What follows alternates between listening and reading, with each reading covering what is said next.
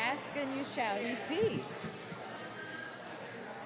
Feels awful close to my mouth. Back up. No, I'll just back up.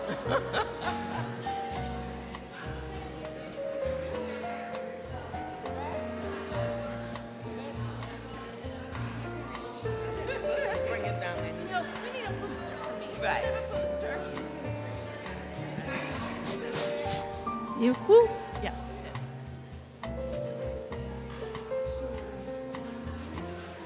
So I'm on 110 with Robin. I know they're gonna start here. Okay.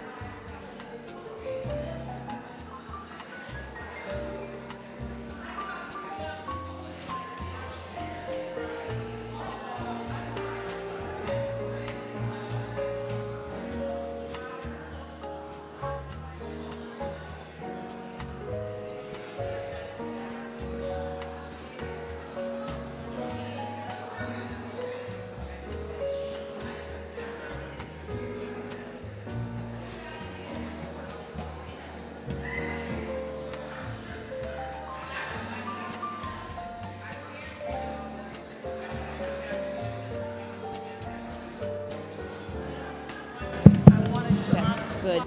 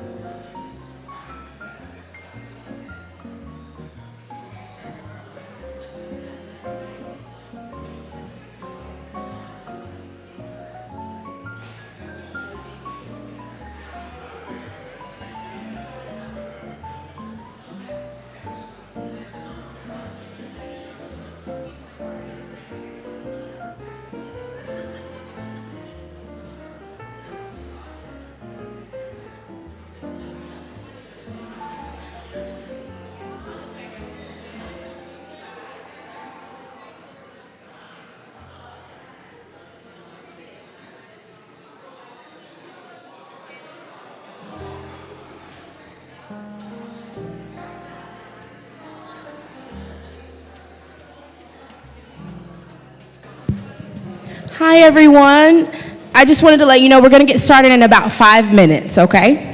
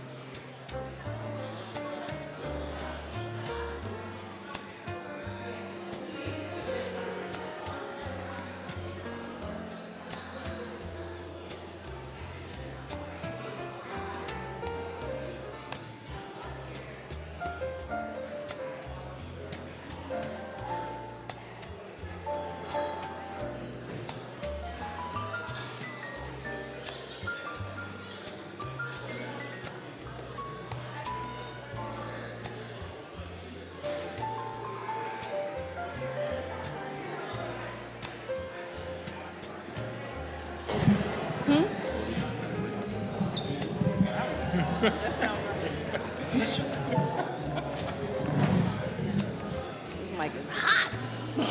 It's real live. Here. Yeah. My hand And I'm like, it's a little too hot for me, but whatever.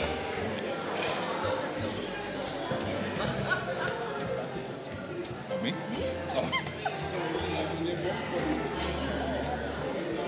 Good afternoon. Good afternoon. Good afternoon. Hello, everyone. It is so great to see you all here in Roxbury Presbyterian Church. My name is Chase Grogan, and I am here as a representative from Roxbury Presbyterian Church just to welcome you and to thank you so much for being here as a part of this collaborative event between the church and the Social Impact Center. So, yeah. I'm Crystal Pegram. I am the executive director of the Social Impact Center. So we meet and work right downstairs. You guys will get to see our space in a few hours. But we are so happy to have you all here. We thank you so much.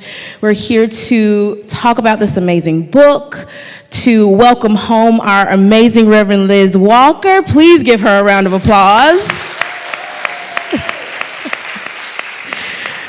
So we're going to go ahead and get started with our program. Chase is going to open us up with prayer. Yes, and I just want to, again, welcome Reverend Liz. It's been, I know, a labor of love for this book that you have released from your experience, and your experience that started right here at this church. And so we thank you for coming back here on your tour to share with the community what the stories that God has put in you. So let us pray today. God, thank you so much for the opportunity for us to gather in community.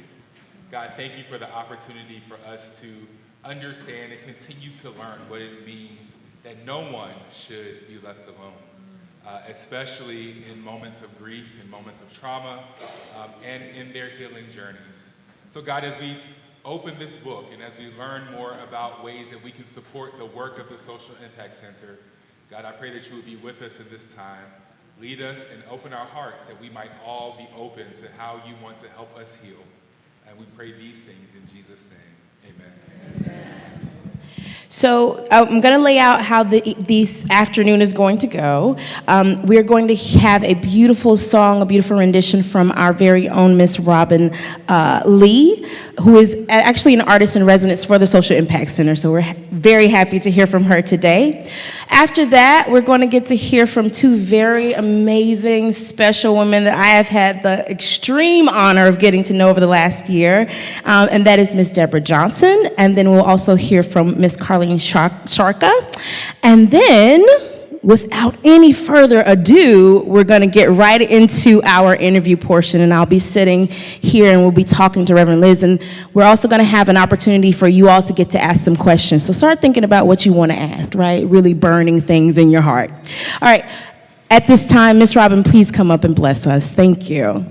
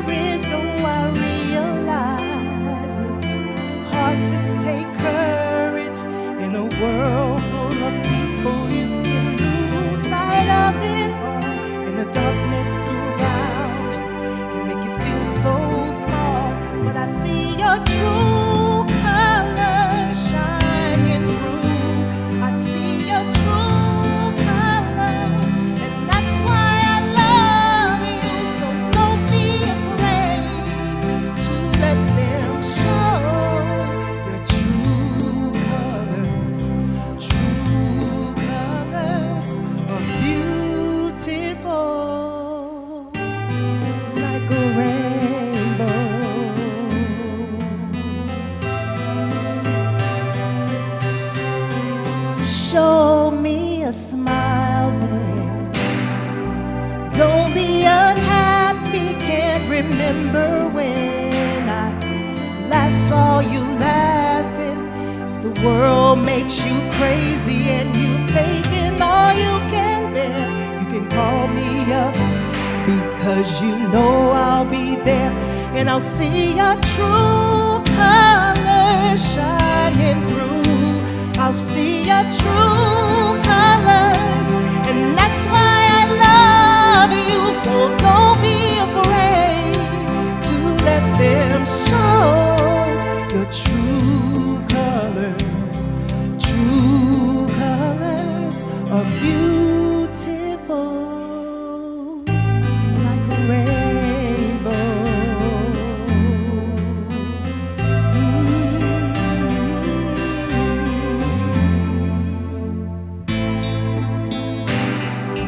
Don't be unhappy, can't remember when I last saw you laughing.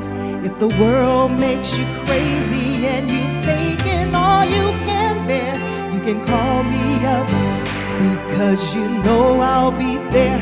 And I'll see your true colors shining through. I'll see your true colors, and that's why I love you. So don't be afraid to let them show your true colors. True colors, true colors shining through. I'll see your true colors, and that's why I love you. So don't be afraid to let them show your true colors. True colors are beautiful,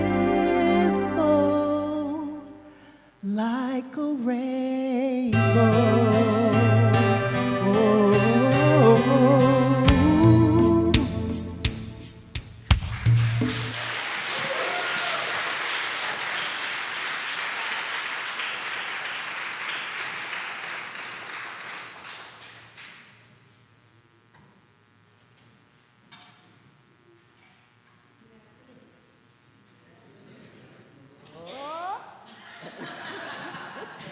It had to be me, right, Reverend Liz? Okay. I think I got it.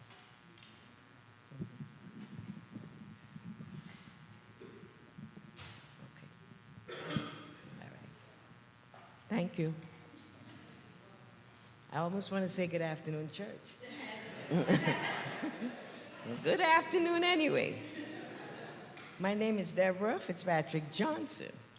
I am a sister, an aunt, grandmother, daughter, friend, and most importantly, I'm the mother of two great young women, Danielle and Mika.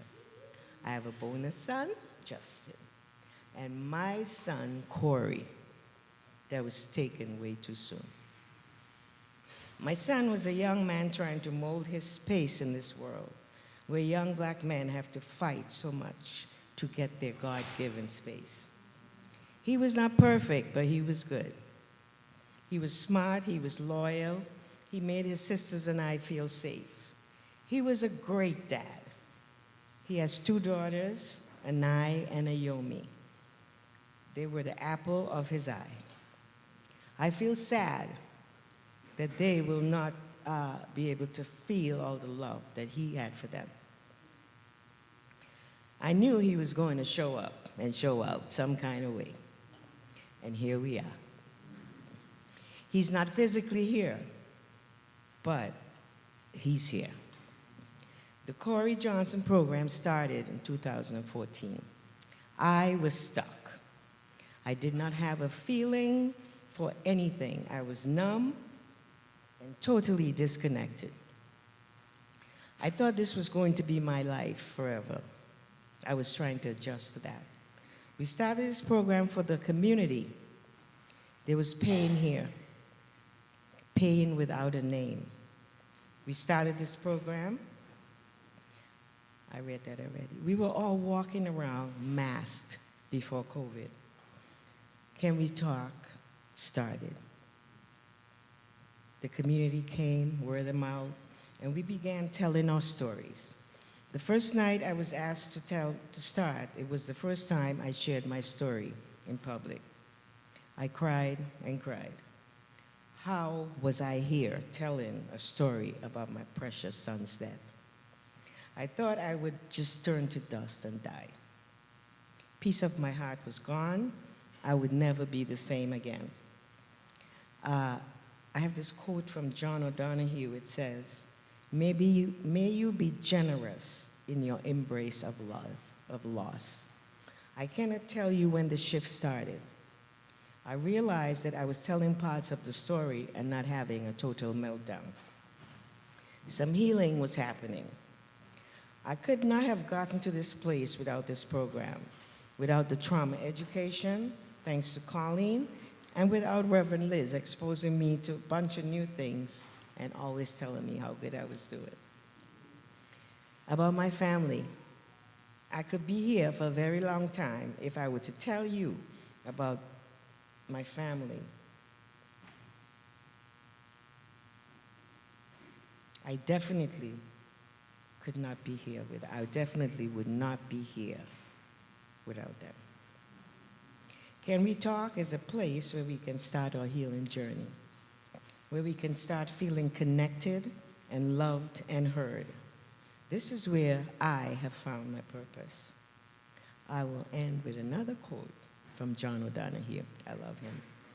May your compassion reach out to the ones we never hear from. May you become the gracious and passionate subject of your own life. Thank you.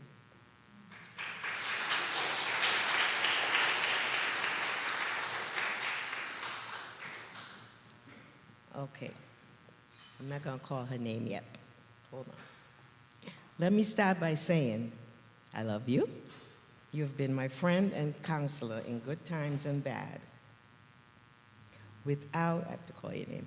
Without Colleen and dear Avil, I don't think I would be standing here today. They showed my family and I what grieving would look like when we lost my son, Corey.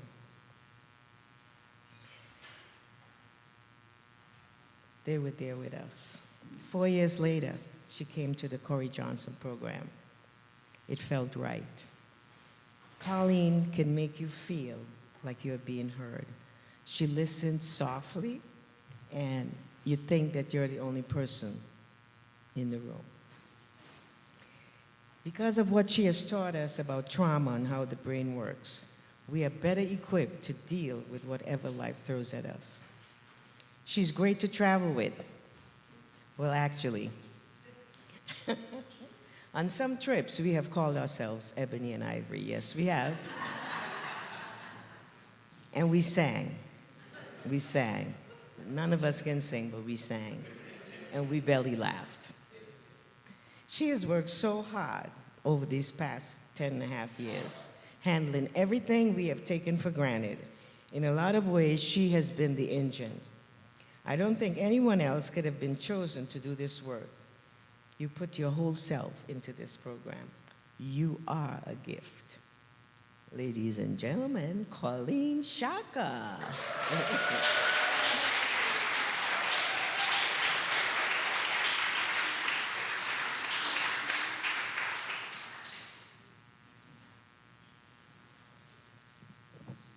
To my brother Mike, I'm not going to cry. It's a family joke. So being in this church I love. It's just so good to be here today. And there's no question we're really here because it's this congregation's love, combining with Reverend Liz Walker's love, that flowed God's love out into this community in 2014. Since then, Can We Talk community sharing on trauma and healing has been the main way of trying our best to live out No One Left Alone. Can We Talk is community-based, artistically infused, spiritually inspired, and clinically supported. In fact, as Reverend Liz says, it's the clinical and the spiritual coming together. And after a few times in 2014, after we started Can We Talk, she just proclaimed, this is all about love. And that's exactly what it is. And God has led every step we've known. We know we serve at the pleasure of God. This will begin and end when God says so. So who are we? We is this church that is the most loving church I've ever been in. I've been embraced and loved since the day I set foot in here. And back in 2000, this love in this church formed the Social Impact Center, this nonprofit. And since then, Social Impact Center has been supporting and responding to the needs of the community. And it was formed by the previous pastor, Herman Hamilton. And so when Reverend Liz came here, she had her own vision, her own calling from God as she walked around the community. And she really saw the pain on people's faces. That's what I remember the most hearing from her back when we first met in 2014. And it is that I really say this, it's just not trite. In the Gospels, and we have this perfect image of Mary saying yes to God. And I felt back then, and I felt it every day, she's that same way, saying yes to God. And then she helped form the Corey Johnson she founded the Corey Johnson program and the Can We Talk, and helped form this team of so many people who are in this room. And it's that team, and now 20 Can We Talk sites have teams that form this network of love and healing. You betcha. And in April, we taught the latest ones the model. We went down to Washington, D.C., to Pilgrim Baptist Church. And there's going to be another Can We Talk there. And while we were there, people that Reverend Liz knows connected us to and are part of Howard University. And so we met with the entire faculty of Howard University's psychology department. And we're going to be doing something amazing with them come the fall, both for their students and the community. So Can We Talk just goes wherever God's love decides to put it. And this is Neighbors Being Neighbors, this community program, to share their stories of pain and healing. And so what is Can We Talk, and how does it help? Before I introduce Reverend Liz, we're going to say a little bit about what that is. Mostly what you need to know is anybody, in any way they can identify, comes into any Can We Talk. And people don't have to know you're coming, that's the point. You can drop in, you don't have to pay, you don't have to anything. Just come. And as soon as you come, you're going to be greeted by your neighbors. But it's not just neighbors you might know, but the public square community that maybe you don't know are going to be there. And because we never know who's going to drop in, it means that you're going to meet new people or decide not to if you don't want to speak, but you're going to be embraced, and it's always going to be unique. And so it starts with the meal, and immediately these community companions are trained enough to accompany you in understanding trauma. And after you break the bread together and eat, you go over to rows just like this, chairs and rows, and you're really doing just like you're doing today. You're listening to someone speak. But that person is telling you some of the most painful things that have happened to them for 3 to 5 minutes. And then there's silence as they sit down, and you're receiving it. And what we're learning is that you, right now, like you're doing now, we're one as a community, and our heartbeats start beating in sync, especially when we're talking about the most painful things, and people are looking at us with love and compassion. And there's artistic expression. Robin Lee is often one of the ones singing. There's some kind of music that we offer for healing. And we read guidelines to make sure that you feel safe. And people come up one by one. Sometimes we sit in silence. And then if those community companions may be needed to help you if you're having a hard time, or there's a mental health support person if you need that. Very rarely ever needed because the community is helping the community. And after, as we close with a ritual, people can offer and ask for more support. Can We Talk most simply is a safe place, an abiding presence place. Means that people are with you. We're here for 11 years almost now. It's this abiding presence being with you. And thirdly, it's a process. You have your own process you're trying to do for healing, whatever's going on. And that means that you have perseverance already and a desire for healing, and that meets with whatever you're learning about trauma. And you begin on your healing journey. And so what do we hear about? We hear all kinds of pain. It's not just trauma from violence, it's medical loss from people, it's age-related loss, it's job loss, it's bullying, it's any kind of traumatic stress you've experienced in your life. But I have to tell you from the beginning, as I had always hoped, Can We Talk has become the safest place I've ever seen to talk about the wounds and pain of racism, institutional violence, systemic violence, all kinds of ways of discrimination. But most of all, Can We Talk is for you. So we hope that you come to one near you anytime and come here to this church every Thursday, either virtually or online. And you can get a schedule downstairs. So now it's my privilege and honor to introduce Reverend Liz. On the book jacket, you'll see that she's a minister, a journalist, an activist. She founded these programs I've told you about. She was the first Black evening television news anchor in Boston. Many of you know her from there. She's a graduate of Harvard Divinity School. She helped found the Jane Doe Safety Fund, and she's done work in South Sudan, and she's the mother of 3, grandmother of 2. And yes, indeed, all those. But she's the former pastor of this lovely church. And so today we really particularly remember her in that way. But I want you to know she's also a servant leader, a visionary who lives out her faith in action. She's a lifelong learner. She's learned everything she needed to know about trauma all these years to be able to write the seminal book on it. And she's also a teacher. She and I will be teaching our second Understanding Collective Trauma course at Roxbury Community College in the fall. Everyone's welcome. It's just to understand it. There's a flyer downstairs if you're interested. But here's how I particularly want you to remember her as you go from the church today. She's a ministerial responder. How many people do you know who give their life to ministry and actually live it out in action in ways that will challenge them in every corner of their lives? Believe me, it has over these 10 years. She's responding to that gospel message through action. And she created Can We Talk as a direct response to what the community needs. And I can tell you countless stories of her willingness to respond in whatever way. In fact, to this day, as we're continuing to expand Can We Talk, and we hope across the country, that she's always looking to improve the way we respond to people and make sure that our team is getting cared for as well. So I'll just, a quick little story to show you just how much the level of this is. One of the families that we've walked with since the beginning, their oldest son just needed a little extra help one summer.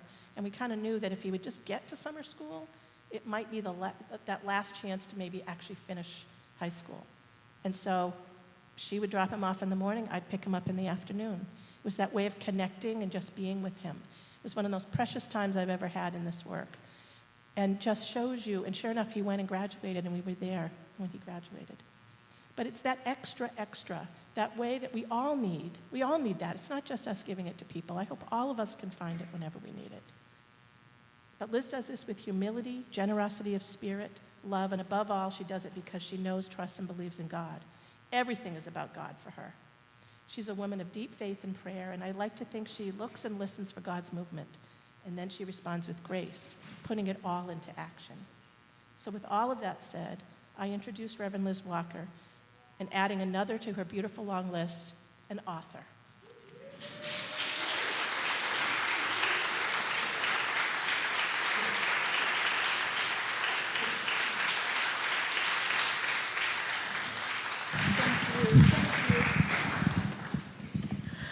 Wow, what an amazing introduction. I just want to say welcome home. Yeah, it's good to be here. Good to be here.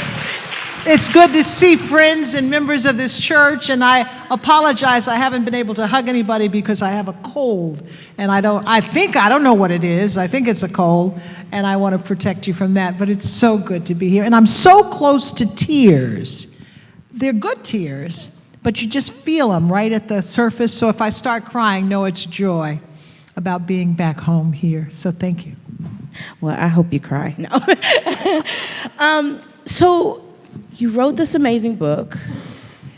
How has the book tour been? Like, what has that experience been like? The book tour has been really overwhelming. I don't know if you know, but we got to be, and I say we because it's been most gratifying to share this with the people who really tell this story, whose story this is. And I would say the peak of the book tour was when we all went to New York City on the Tamron Hall show. Now, Tamron Hall has a studio with probably, I don't know, maybe 100 seats, or maybe not that many. It seems like 100. Roxbury took up half the studio. So we all went there, and that was very exciting to be a part of that.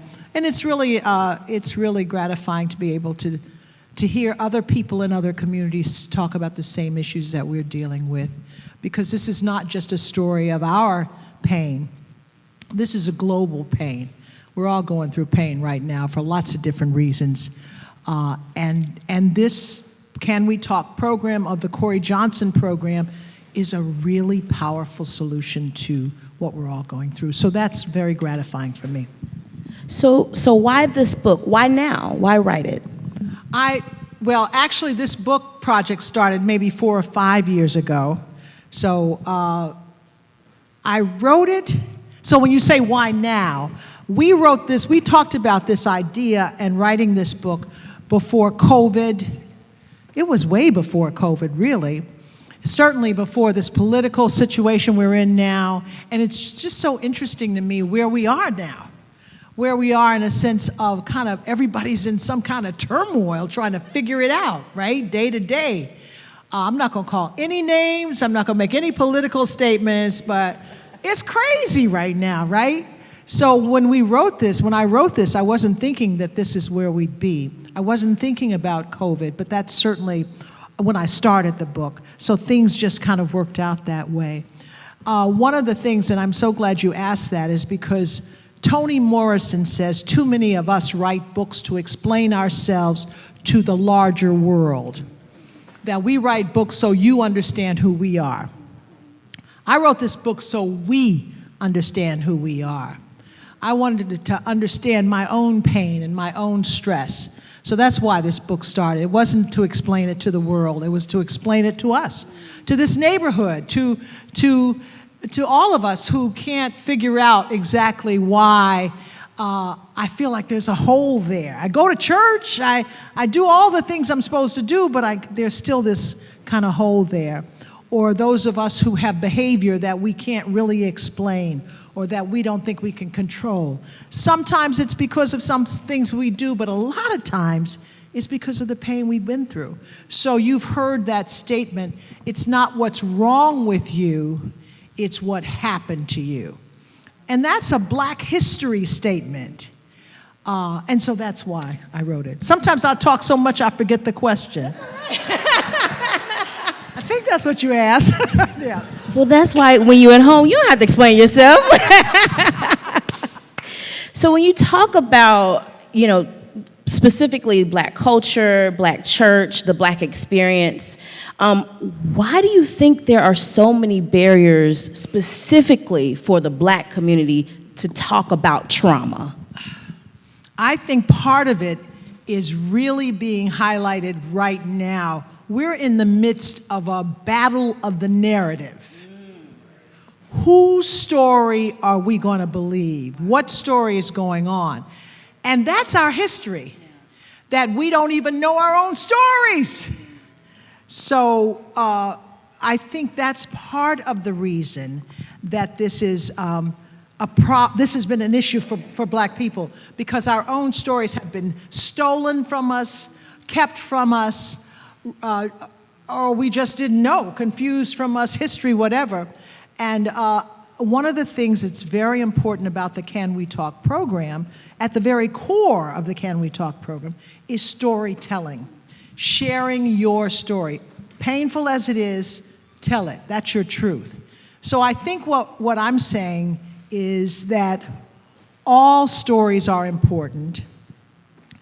We have to tell our own stories, as painful as that is, because if we don't tell it, somebody else is going to tell it, and they're not going to get it right.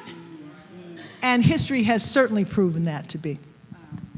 When I hear you say telling our story, it makes me think about identity. And I think about, what Colleen read when she was just kind of listing off all of these names or titles that you carry. You're an author, you're a mother, you're a history-making journalist. How much of those different titles did you envision being a part of your life when you were younger? Oh, I grew up in the South in Little Rock, Arkansas in the 1950s. You didn't envision a lot of future. You just tried to make it through. But I think that my father was a preacher, so I think that's sort of my spiritual DNA, and I think I've always wanted to be a storyteller.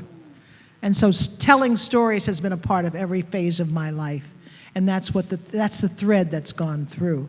But then when I came to this church, I really fell in love with this church, and I fell in love with the people. The pastor of this church, the former pastor, Herman Hamilton.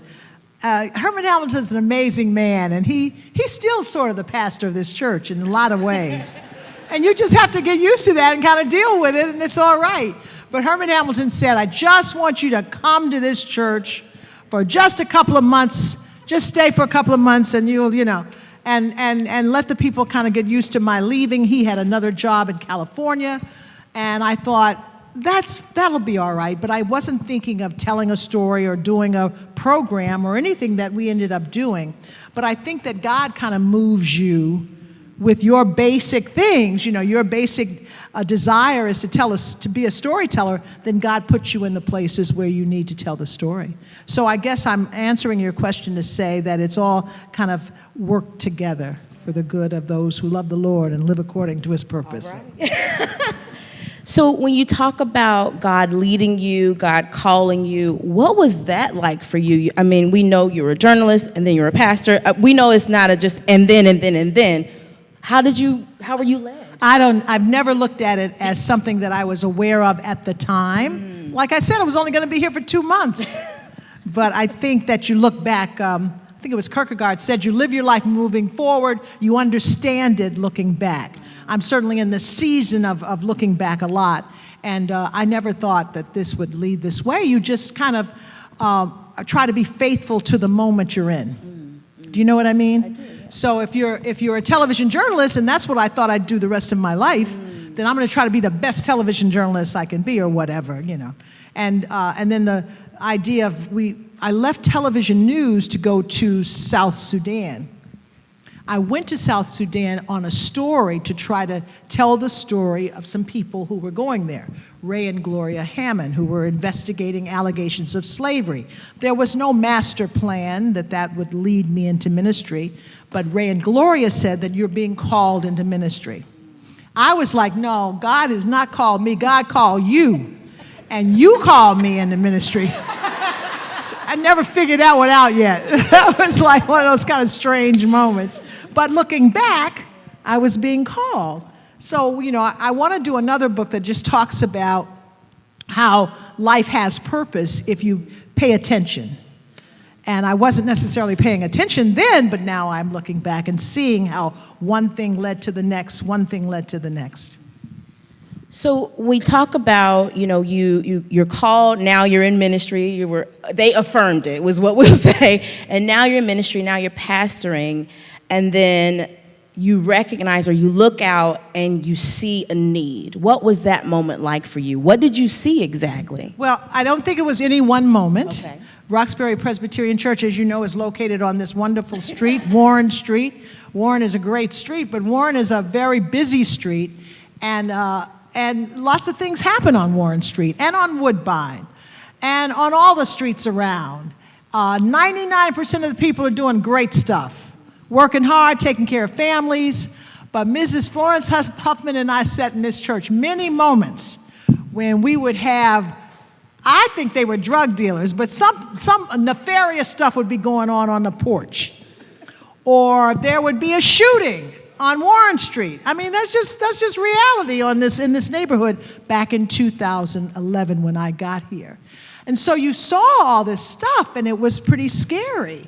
I didn't realize it. Herman Hamilton didn't tell me that part of the story. And you wanted to respond to the needs of the community. Certainly, we march. We have prayer meetings. We meet with the politicians. This church is a social justice church. So this church has always been engaged in the community. This church was involved in healthcare reform. This church was involved in getting the Dearborn School up. So this church has a long history of being committed to the community. But what I noticed on top of that was there's got to be something more to this violence than just people picking up guns and shooting each other. And in talking to other people and talking to community leaders and in talking to other ministers, we came up with the notion that hurt people hurt people.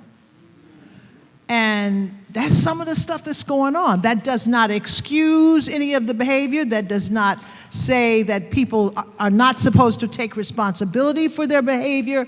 But if you go deeper on Warren Street, on Blue Hill Avenue, I had my brothers across the street who are still there in the name of Jesus.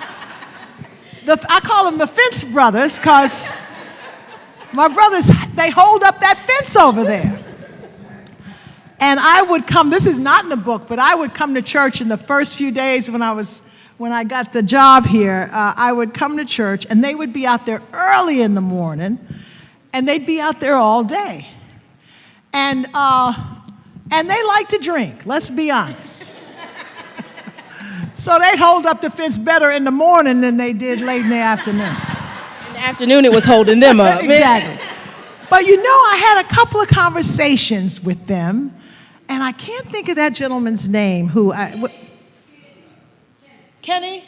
This was before Kenny, this was way back. This gentleman was a skinny guy. He liked to talk a lot of stuff. He'd always say, "Hey, good morning, darling." He'd make me so mad. "How you doing, darling?" One day I said, "You better call me Reverend Darling, okay?" We got to be good friends though, but he told me that he had been in Vietnam. And he had come back and life just never was the same. It wasn't Kenny. Kenny is my man. He's over there now, but this was a long time ago. And my point is, I got to talk to this brother one day, and there was a lot more to his story than just holding up the fence. And everybody over there has a story. There's a reason that you're holding up this fence. And so I think we all have that. But what happens is, I may have lost your question, but what happens is, those are the moments when you see that there's more to it than you know. I was coming into a Bible study one night, honest truth. Guy came up, he had a hoodie on. No, I was leaving, I was going home from a Bible study by myself out front. Guy comes up, has a hoodie on, kind of looks like the street. I'm a little, oh my goodness, what's going to happen? What's going to happen? I don't know what he's going to do. Honest to goodness, he comes to me, he said, "You the pastor here?" And I said, "Yes." He said, "Would you pray for me?" So what I'm saying is, you don't know. We don't know who these people are. But what we do is we come to our own conclusions. And we all do it. It's not just white people against black people. It's all of us. And that's what's happened in this nation. We have come to our own conclusions about folks from other countries. We've come to our own conclusion about people who don't look like us. All of that to say, when Colleen came back, because she had worked with the Fitzpatrick family earlier in grief and in trauma, she kind of helped us define all the things that I had looked at in kind of a limited way.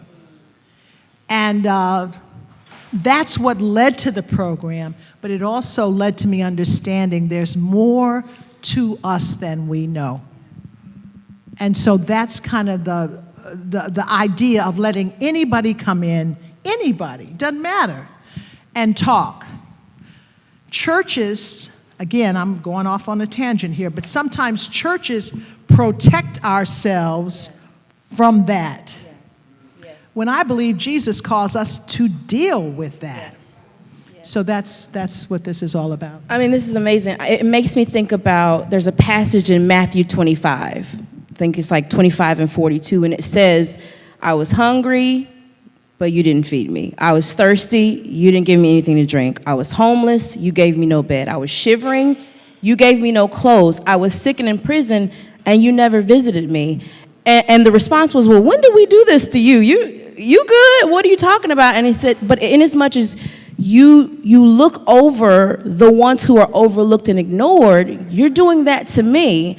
And so I agree with you. I grew up in church all my life, and I find that the church, we come in, we close the doors, but then we lock them behind ourselves because we don't want to deal. How, in your opinion, how do we shift that just from a church perspective? Like, what can the church, the modern 2025 church, do to be better about going out to get these people who are overlooked and ignored? Well, I think it's just what you're doing as the head of the Social Impact Center. It's what the Social Impact Center has tried to do.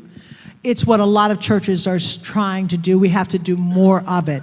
It's what this book is about. Can We Talk is a program that says anybody and everybody can come, because that's what Jesus says. What we always say when we have these get-together, what I used to say is, we're not here to church you. And some people would get upset with me. Well, Reverend Liz, this is a church. But sometimes churching you, and I'm not talking about RPC in particular, I'm just talking about church in general. We condemn, or we judge, or we, all those things that we do, we just do it. Or we try to fix. That's the other thing we try to do. And we try to fix you in about 30 minutes. We think we can, praise the Lord, it's done. And no, life is a little tougher than that, and Jesus knew that. Sometimes we forget. So this program says, we're going to abide with you. We're going to open up our basement, and we started out once a month, and we're going to let whosoever will come. And people came, and then we moved it to once a week. Once a week. And now we're doing it once a week, and we're doing it online one week. But the idea is just to be what we're supposed to be anyway. It's not rocket science. It's just trying to be it intentionally. And I always say this is what love looks like. Yeah, that's incredible. As you were talking, there's a particular passage of the book, this amazing book that, do y'all have the book? So, okay, all right. If you don't, if you don't, we're going to give you the opportunity to get the book today. But there is a part here, and this particular chapter is called Truth Be Told. But you say, naturally, adults want to impart our hard-fought wisdom to young people. We want to offer advice or ask pointed questions, get to the bottom of things, and focus on how to fix problems. Even our questions to them can simply disguise our advice. So you talked about Can We Talk and how it creates this kind of culture and space of listening. Why is that so important? Because people need to be heard. Our children need to be heard. Our young people need to be heard. We need to be heard. And it helps us know our own truth to speak our truth, right? So a parent and a child, of course a parent's going to tell a child what to do, but maybe we need to listen a little bit more. And that's what Can We Talk has taught us. We have these sessions downstairs. They're not conversations. You get up, you can tell a little bit of your story, you sit down. Hopefully we listen and absorb what you've said, but we don't discuss it. And I think that's when we can honestly begin to see each other as they are, as they really are. That song that Robin sang, which is my favorite song, True Colors, it's like we put on masks. We have to put on masks because you get scared if you don't put on a mask and somebody might really see you. But what we do at Can We Talk and what Colleen has taught us, you notice how we talk about Colleen like she's a guru. She is. It's like, where's Colleen? Get Colleen. I always call her Mother Teresa, but she sort of is. It's to allow people to tell our true stories.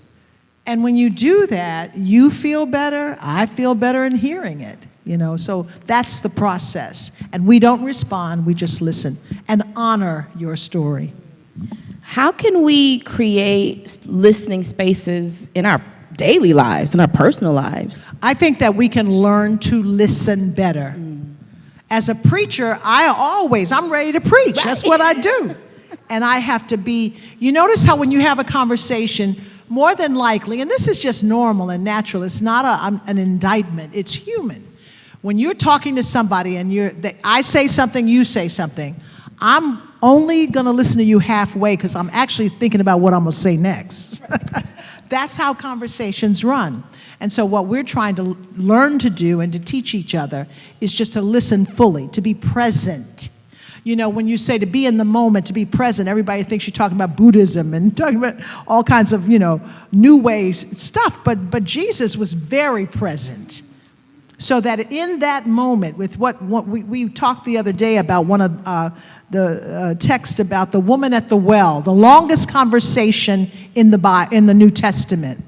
And in this conversation Jesus has with the woman, this back and forth, but he listens. He knows exactly what she's saying because he's not just listening with his ear, he's listening with his heart.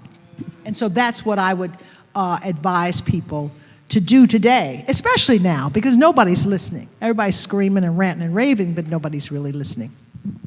So I really want to dive a little bit deeper into the book, if that's okay. I'm sure that's okay with everybody, but could you read a passage from the book for us? Absolutely. And the thing about the book is a lot of people here today, your stories are in this book, and I disguised your names so you wouldn't sue me. That's first thing. But also because we promise privacy to everyone in the program. But I think so many of your stories have such universal points. This is not one of those moments, but I just want you to know these are the stories of this neighborhood, and I wanted to honor the stories of this neighborhood because I was so honored to be able to listen and hear people's stories. We do a lot of singing, or we have singers, as we talked about. We have dancers. We have contemplative practices at Can We Talk. So it's not just about talking. Robin may get up and sing a song, or Wyatt may do a dance, or someone may play an instrument. And I say, the contemplative practices of Can We Talk are no less important than those of the civil rights movement. By lovingly joining our neighbors and sharing our painful stories in the interest of finding peace within our souls, we take seriously the interior work necessary for our collective healing. Some people would not consider a healing community like ours to be a part of the social justice movement. They'd argue that our work is anemic, not the on-the-ground activism necessary to catalyze social change. But such critics may not be aware of the centrality of contemplative action in the work of social movements across history. They may not be aware of the contemplation that sat at the center of the work of interracial groups of students who in 1964 protested segregated Presbyterian churches in Memphis, Tennessee, by kneeling in public prayer. That same spirit was a catalyst for the public Shiva held in Pittsburgh in 2018 after the white nationalist mass shooting took the lives of 11 at the Tree of Life congregation. Shiva is an ancient Jewish custom that sets aside 7 days for mourners to gather for spiritual and emotional healing. The interfaith group in Pittsburgh offered their public prayers as a condemnation of the violence that had taken place. The exterior work of social justice is only as strong as the interior work that births and fuels it. We can't heal as a community if we do not concern ourselves with healing our inner lives. Storytelling, listening, movement, and music all represent the gentle interior healing necessary to empower the hard work of social change. During the civil rights movement, Howard Thurman came under criticism for not taking a lead in the marches and protest and activism.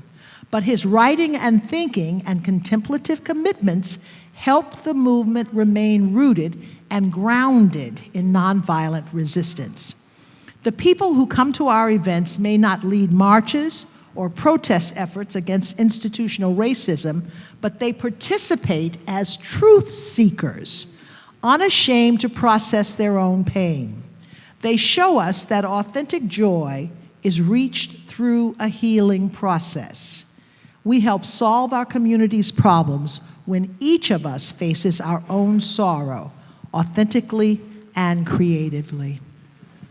I wanted that to be in the book because I want us to know how important it is what we're doing here. It's not just touchy-feely, make you feel better about yourself. When each of us changes, of course we change a community. That's how a community changes. So you really do need the interior work for the exterior work. And you just mentioned the arts. What part does the arts play in healing? Well, we've learned that the arts are part of our history. You know as well as I that's how, when I grew up in the church, so I tell this all the time when I preach, my mother died when I was born, so my father had caregivers who came in from the church who took care of my brother and me until he got remarried. And Mother Riley was our first and longest caretaker, and she took me to all kinds of churches. I didn't have a shot. I didn't have a chance, really. God had set me up early in my life, now that I look back. And she would take me to Baptist church and holiness churches, and wherever she went, I had to go. And I used to be kind of afraid because she would get happy during the service, and she'd go off when she got happy. She'd be dancing around and having a great time. But now I look back on that, and I see that was a healing move for her, not just spiritually, but physically, to get up and dance to the glory of God, to dance off all the stuff that she'd have to go through. So that's what I'm talking about, the arts. That's our roots, that's our DNA. And then we all got enlightened and reasoned and all of that, and in many churches we stopped that or didn't have that. In my father's church, that wasn't a part of it, but that was a part of the process in many other churches. So now we're reclaiming that. And right? Because you're an artist and you're a leader, a religious leader. It's important to do that because it takes care of you on the inside and it helps heal you. We know that physical activity heals. We know that exercise can help you not just lose weight, exercise can get your heart stronger. It can do all kinds of physical things. So that's all a part of that. Awesome. So at this point, I really want to open it up to all of you.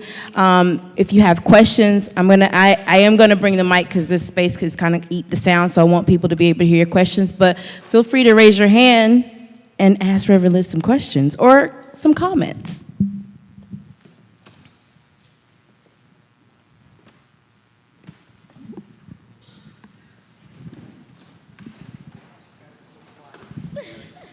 Good afternoon. Hi, Reverend Liz. Hi. My name is Betty. I was born right here in the neighborhood. I guess you could say I watched you grow up as I grew up. Or, I don't know. Otherwise, I'm proud to be here today. Happy to see you. I have a story, though. Liz was a frequent person who used to come to the New England Soup Factory in Brookline Village. And it was a little restaurant, small restaurant. Oh, it was a small restaurant in Brookline Village. And her constituents used to come in during their lunch break when she was a news person. And I was the only, one of the only females and also of color. And as she walked in, she said it like without hesitation. As soon as she seen me working behind the counter and in the environment that I was in and the era that it was in was quite unusual because in the early 60s, you didn't see a lot of us working in them type of environments in those stores in Brookline Village, let alone Newton or Rosendale or anything like that. And she walked in and seen me and I'm back there and I'm doing my thing and I'm making the soup. And she says, oh, they have color in here now. And I didn't stop. I didn't move. I didn't look up. I just said, I'm like, how do I react to that? What do I say? I don't want to ruffle no feathers by like, yes, you go, sister, because I might get fired. But I was so proud and still proud. And you're a lot of reasons why I am who I am today. And continue to be a strong sister for Boston, Roxbury, and Dorchester.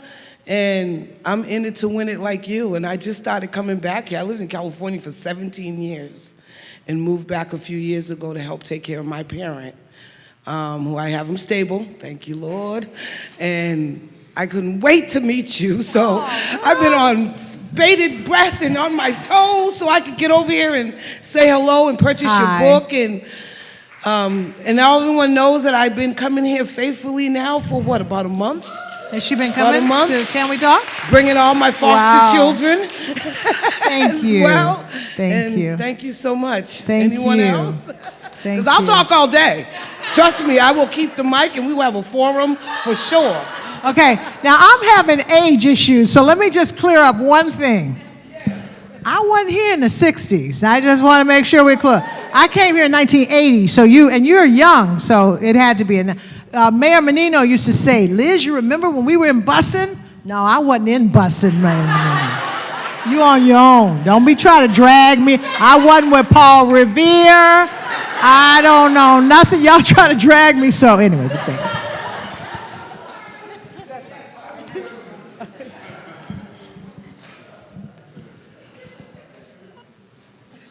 I've been a regular at Can We Talk over the years, and I came back this past week, and I was just so happy to be at a Can We Talk event. On my way here, I was in Nubian Square, and in front of the library was a fair of people that have written books, trying to get people to read. And I walked by one little table, and the woman was selling a children's book about, and the title of the book was The Pain Behind My Smile. And I thought about Can We Talk? And I was wondering, how do you think we should reach out to young adults regarding Can We Talk in creating a safe space for young adults? Well, I am looking right now for Danielle because we have a young adult. Well, would you like to tell about your program, Danielle? And then maybe even Phil can tell a little bit about the young men's program. John, I didn't think I was going to be up here by myself, did you? Danielle is one of our founders, late founders of the program, because she just came with us in the last couple of years, and she runs the Exchange, which is for teenagers. Correct. So I agree wholeheartedly, Rob. There is a gap that we are not hearing from, which is the young adults. I have 2 young adult children, and often I see that they're struggling to really be heard, but also to really come in community with one another. So the teens, the Exchange is a teen program.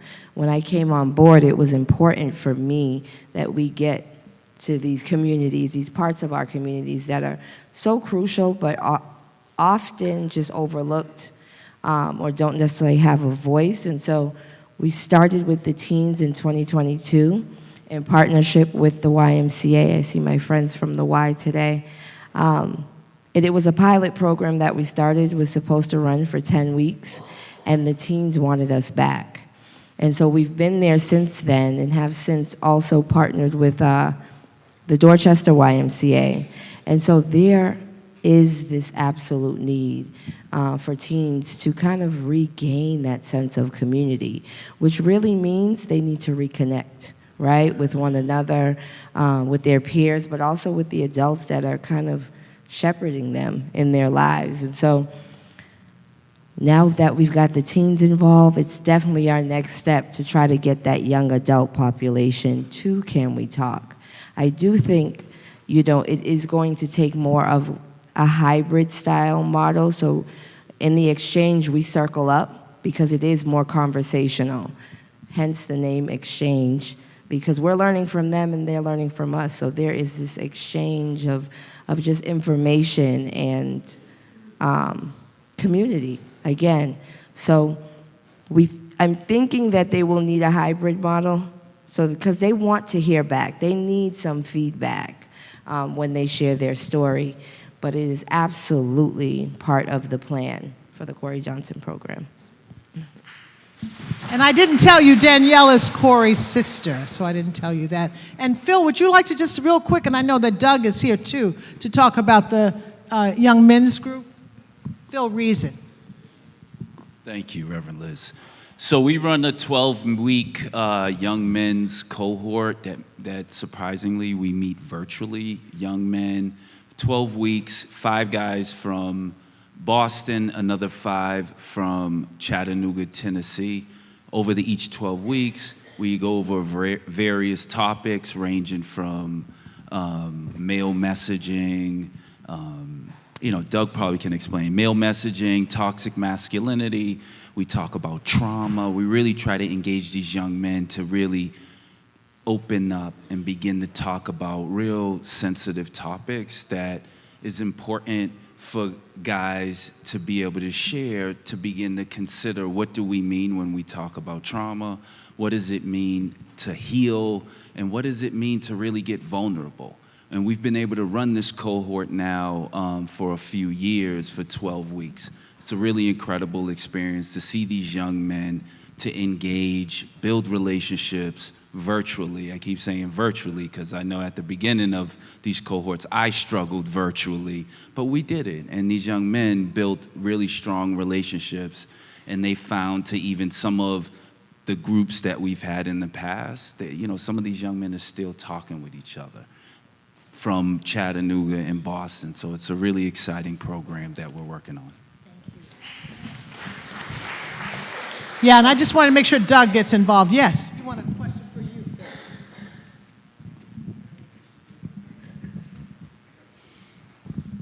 Thank you. I was just wondering, how old are the young men and how are they brought into the program? Is there an application process, or how do you get them? Really good question. Thank you for asking. So we have a partner in Chattanooga, Tennessee, Donovan Brown. He recruits the young men in Chattanooga, Tennessee. Here in Boston, Doug and other people that are within our network refer young men to the 12-week cohort when we open it up. Typically, we try to have young men between the ages of 21 and about 35 is the cutoff. It's interesting because we expanded it, this particular cohort, and to like 18. And it's been an interesting cohort this year, but those are the ages, yeah. I just wanted to give Doug some kudos because it's these young men, but we also, and I've learned most from the recovery community. The recovery community has been our best teachers because of the humility, because of the vulnerability, because of the willingness to share. And I just wanted you to tell a little bit about the recovery community that you brought, and you also helped start the Young Men's Group. No, yes. We have, actually we have a men's group for recovery folks here separate from the Young Men's program. So we meet bi-weekly men who are in recovery, right, to talk about where we're at in our recovery and where we're at within our struggles. And that's been going on for, what, 10 years? Yeah, that's been going on for 10 years. So it's not like an AA meeting. It's basically a recovery meeting with a spiritual undertone to it. And that has kept a lot of us who are in recovery accountable. It's about being accountable to men and men speaking into men.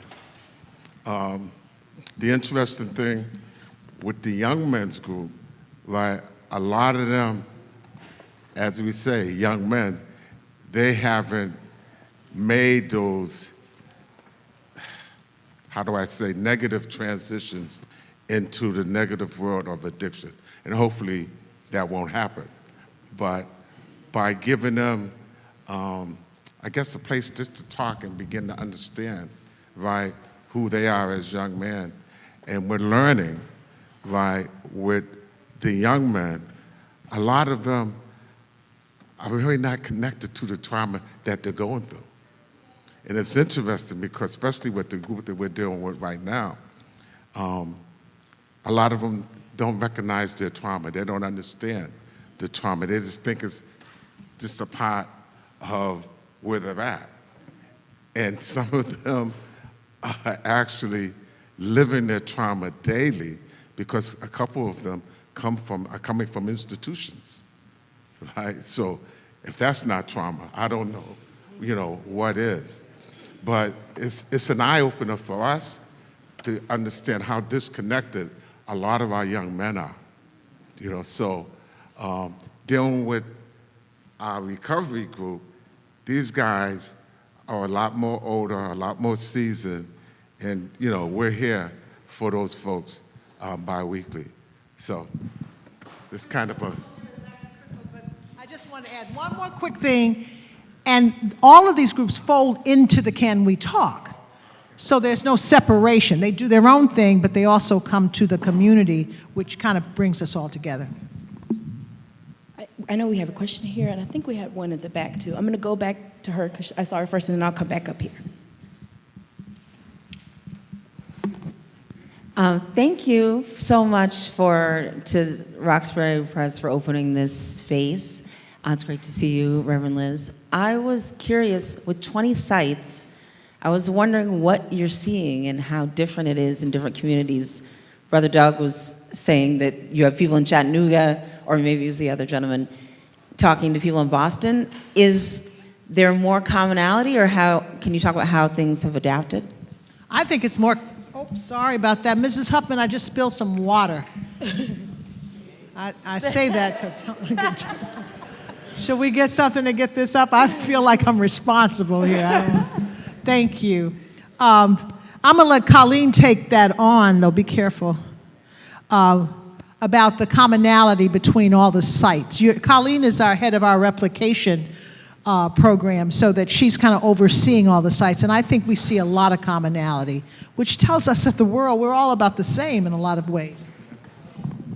Yes, it's definitely the same. You get the difference of maybe which types of wounds are higher on the scale in one community versus another, but all the same ones are there. And the beauty of this is that what I sort of knew before, but now I really know, is that when you have people meet in vulnerability, especially excruciating vulnerability in that level, that's where there's no barriers. Because when we're in pain, we're in pain. Doesn't matter the color of our skin, how we identify, what's going on across the country or here. So that unity, because we really are already one, we've just forgotten it, gets exposed and people can connect. And then they connect more with themselves first because they feel safe, and then others. So that what's going on is the same. And Liz knows my particular dream in this next step we're doing and about ready to start it this summer, is I really want to go into some of the states where I'm going to find more people with color my skin who are going to be feeling the pain and who are going to be in urban settings, who maybe politically are feeling like, the man in the White House is their kind of God. And, I want to understand that more. And so I'm really hoping that that's something we'll be able to do. And what will we find there? I'm hoping to be able to answer that question very much like I'm answering it now. I believe it'll be the same, and we just need to connect as a network, which we are, this network that we're forming of all the sites, and continue to grow it. I was going to tell him about Greg, who came down from the north and thought he was going to start a gun control, Greg from the north. Remember? We had a gentleman who came down from the north. This is just about the commonality. Who came to start, he wanted to get people, Greg, I didn't want to give his whole name, but anyway, he wanted to get us involved in his gun control program. That's the only reason he came down. His son had been murdered in a situation of one of the first mass shootings in a university or a college up in Vermont. And he had no interest in joining. He really wanted to just see if we would join him. But when he sat here and listened to the stories, he said he became aware of how disconnected he was from his own pain. So his story was not quite like our story. It was a horrible situation. But the point is that there is a lot more that we have in common about our pain in hiding it than separate us. Awesome. I think we have time for one more question. Okay. We're going to go here because I already have her. And if there's time, if. Okay. So this is, it's interesting the way the conversation has evolved, because I found myself, when I finished the book, thinking about the concept of community.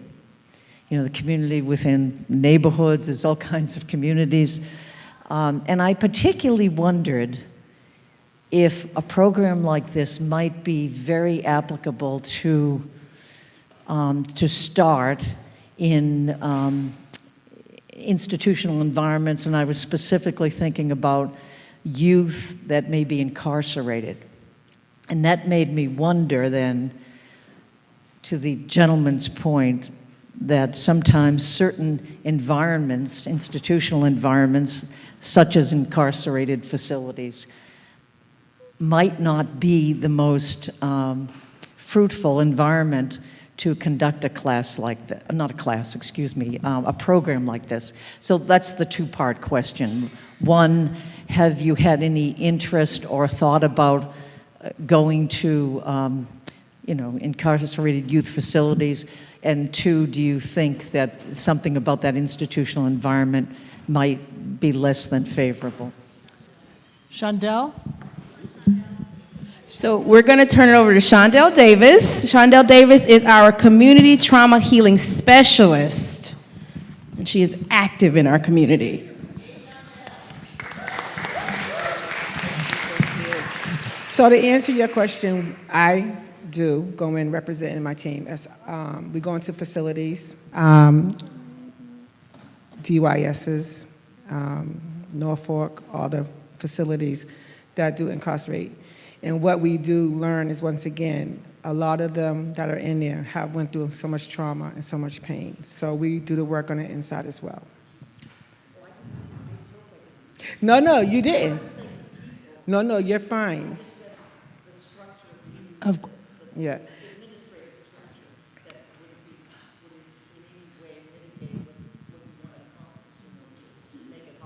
So interestingly, when we go in, the staff participates. Administrator wants this. It's a lot of challenges when you go inside. There's a lot of paperwork and the political stuff. But we do go inside, and we love it when the staff joins us, the COs would join us. And so when we first started about 10 years ago, it was very challenging going in, because once again, a lot of people didn't want that. They don't want them to get better. And a lot of them felt like they didn't need it because they weren't going home. But it's a really great thing to do, to have them to have the opportunity to share their pain and their hurt as well. Oh, but we don't do Can We Talk in institutions. So that's restorative justice, correct? Which is a different program, and Shondell is that. But this program, and one of the things that we question, I'll let Doug fill it out, is whether it's a safe environment. That's the question that can be asked. Your group might be safe, but you're in a bigger place, and so the safety is an issue, right? But have you seen Sing Sing, the movie? You should see Sing Sing. And then I watched another one the other day, The Quilters. And these are programs in prison. These guys quilt, a group of guys, and they give the quilts to children who are in foster care. Anyway, the point is, they are creating this amazing stuff in prisons. There are people doing it. So who knows if maybe we could do something, but we're not doing it right now. Okay, so I have been told that we do have time for a few more questions, so I want to get to these three folks here, but I specifically wanted to hear your question because we were talking about youth, so we want to talk to a young person. Hi, so my question is, and you touched on it a little bit in like your interview up here, but you started Can We Talk Here? The people of Roxbury were the first people you've talked to before you've expanded. And I'm wondering if you can like elaborate on or touch on more, like what has this community gave you in terms of like showing you how you can reach out or take this program to other folks? What have you gotten from here first, if that makes sense? It makes a lot of sense, Maya. The first thing I think I got from here was just recognizing the complexity of pain and the courage that a lot of people show in this community. And I think that, you know, I used to be a reporter, and I would cover this community, and I would talk about the violence in this community, because that's what we used to do. This was back in the day. I'm sure, I hope they don't do that anymore like we used to do it. But on weekends in particular, you were always looking for good stories, and a good story was the violence in Roxbury. And so we would say at 11 o'clock news, another shooting in Roxbury. And then that would be the lead. And then we'd say details to follow, and there were rarely any details. It would just be, that would just be a message that we sent out there, another shooting in Roxbury. Coming back into this community as a minister and getting to know people from a deeper perspective and a more realistic perspective, and listening, learning to listen, you realize that it's not that simple. It's complicated.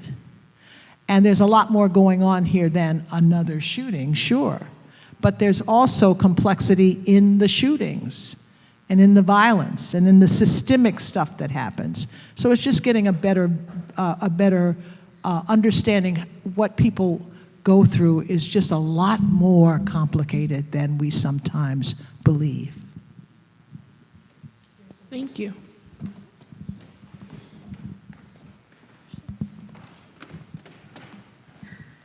Wow. Hi, everybody. I'll try to make this quick, but the question I wanted to ask, I kind of like forgot it. But I got to get this out the way. Reverend Liz, the 80s, 90s, WBZ was what I watched every day. I got home from school, whatever. I get up in the morning, I got to turn on WBZ, and I got in a couple of fights about that too. What I wanted to ask, the question's for you, Reverend Liz Walker, but you mentioned something, it all ties in. You mentioned something about, see, I forgot, about our truth. Remember, you said something about our truth. And the gentleman right there that been to Nubian Square, and he seen the book, and the thing about, the name of the book about the pain behind that smile. And then what Doug had shared too about, but see, my issue, I heard a lot of good stuff today, but I struggle, phrases and words put in sentence could have different meanings a lot of times. And I struggle with a few things, but my question is it possible you can give me an example of what you meant about speaking our truths? Because I know as a black man growing up, there was a lot of times I hear something, but I wouldn't understand it. And then when I tried to go out and do what I heard, I misunderstood it. People that know me, when I hear certain words, I asked them, can you elaborate on that? Because I'm not really understanding what you mean. But what I want to ask you is when you said explaining about our truths, can you give me an idea? What you just said was that sometimes people speak and you might not understand it. And so you ask if they would explain what you didn't understand. That's your truth. You might be in an environment where you don't feel comfortable enough to ask. Because if I ask, maybe they'll make fun of me, or maybe they'll put me down. So I'll just not say anything. You should be allowed to speak your truth. That's all it is. And we should have the decency to give you the time to speak it, and to listen to you, and to appreciate the fact that that takes courage. And our world's not quite like that right now.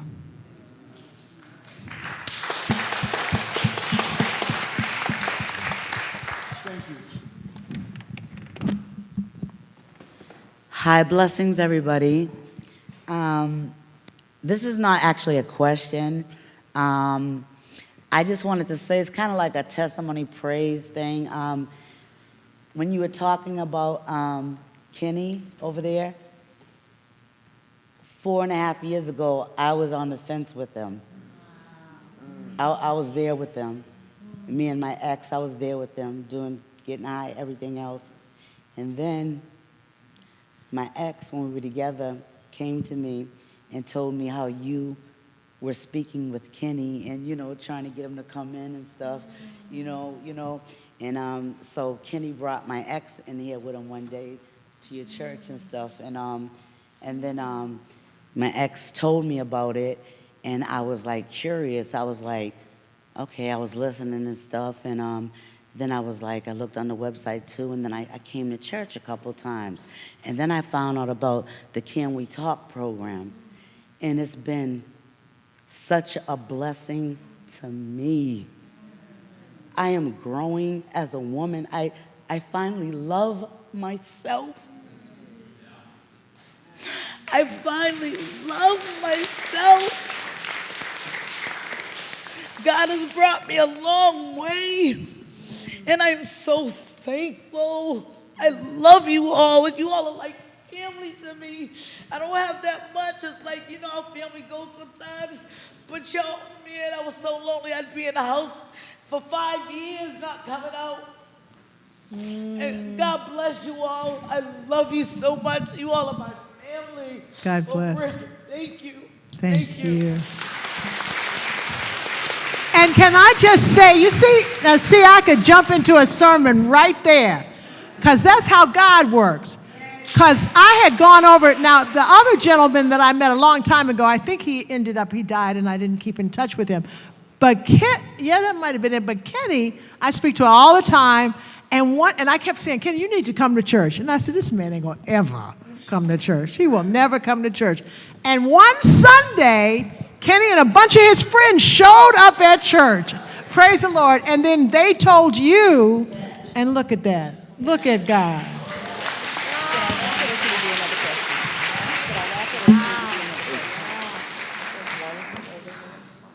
Okay, we're going to take our final question from this side of the room, which I did not mean to neglect, so I apologize. Hello. Okay. Thank you. Good afternoon, everybody. My name is Cassie. I live in Concord. I come from Montreal, Canada. I have two things that I want to say. One of them is that growing up in a white world, which was actually divided at that time between French and English, and also different religions in Canada, I never came anywhere near Roxbury unless it was by accident.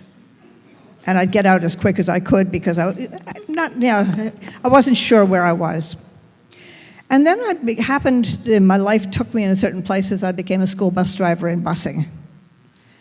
And it's because first of all, I started in Lexington, and then I was the last one hired, first one fired, so the next jobs were in Boston busing. So next thing you know, I'm sitting in the middle of, right down around the corner of Nubian Square where the yard was, and picking up the kids. And what I discovered was that I had the most wonderful community all around me. And, it took a little while to get used to each other, and that's a whole bunch of stories in themselves. But I loved, my bus and the kids and the whole community. And one of the things that I loved about it, and people took care of each other, and the kids on my bus took care of their brothers and sisters. There were a whole bunch of things that nobody ever saw or heard about in the news. You always heard about the shootings. And so there's one story. One of the things that killed me was that there was also a sense of direction. In the beginning, people were very much against it. There was a lot of nasty stuff that happened around the city, and people had very bad experiences. On the other hand, people had a certain sense of direction you felt in the community. They kind of recognized we're part of this movement that started in the South, and we're doing our part, and it may be lousy, but we're going to do it. And just felt there was a sense of direction. And at the very end of it, and things changed over the years. They didn't need the same police escorts. Things changed, but not the ways we wanted them to change. But anyway, but at the end, the politicians threw it out and they said it was a failed experiment. They changed gears, they left someplace else. And my sense was there was a whole loss of direction in the community. Like, now where are we going? Who cares about us now? Before, there was like people are on a bit of a mission. That's the one thing I wanted to say. And the last thing I wanted to say myself, personally, years later, I raised my brother, whatever, part of that had to do, disabled brother, had to do with learning to take care of each other. But I live in Concord, and where everybody, the focus always in our society is on the winners. They're on the, the stars, the athletes, the people who are going ahead. And then the community I was in, I just felt so lost walking around among people that are, they're planning on the upper colleges and everything is the upper. But what about the ones that are left out? And so that's why I came to the Can We Talk? Because I wanted a place, I just heard there's a trauma group, and not only that, but you can find trauma, you can find everything in therapies, you can find them in recovery rooms, all little specialized places, but not in community. Like, we're humans together, and we all have something to share, and that's what and yet they still recognize trauma. And so it's a beautiful experience, the way it was all presented as this is a beautiful part of life, and we're sharing it as community. So I just wanted to add my little piece. Beautiful.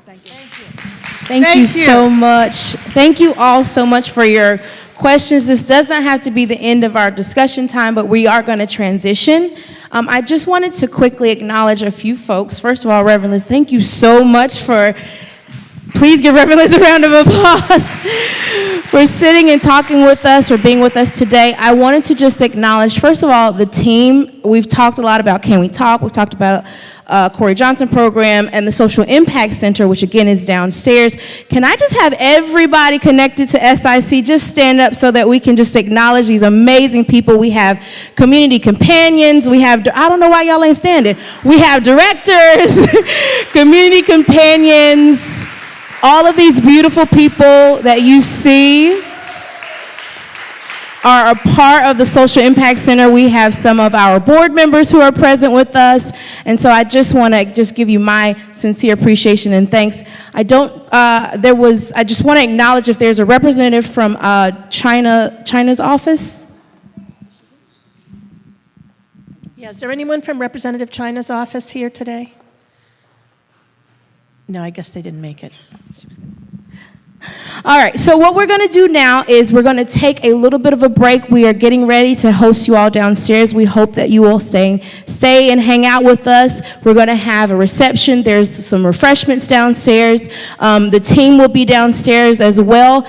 And the moment that you have all been waiting for is you get the opportunity to get a book today. So we are asking, it is a $30 suggested donation. You can go way above that. You can buy books for your family and your friends and your cousins and your nephews and your aunties, people that you know need healing. We have a little ritual at the end of our Can We Talks where we ask that you take a stone. There's 3 stones. You take one, you leave one in the space, and then you take one to leave in a place where you feel like it needs some healing. So I'm gonna ask you to do that with the book, okay? So that's 3 books. 1 to keep, 1 to take to a place that needs some healing, and 1 to give somebody who you know and love, okay? I know we all agreed that was a social contract, so we all just agreed to get 3 books today. So we're gonna take a little pause. As I said, we're gonna get set up. I'm gonna come back and we're gonna bless the food and then we'll transition downstairs, okay? So take a little time. Use the restroom, chat with folks, and then I'll let you know as soon as we're ready to start our reception.